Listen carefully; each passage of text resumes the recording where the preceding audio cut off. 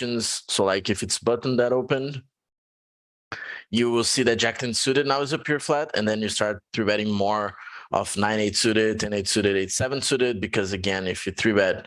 now, button's not folding the offsuit 10x that is dominating you anymore when you have like Jack 10 suited, right? So if you have 10-9 suited, now you do a good job of holding out all of this offsuit 9 stuff, and then 9-8 suited was the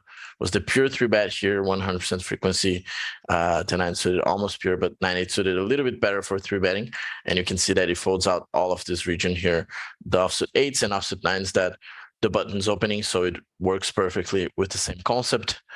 And just so we can see real quickly, if we go against under the gun, for example,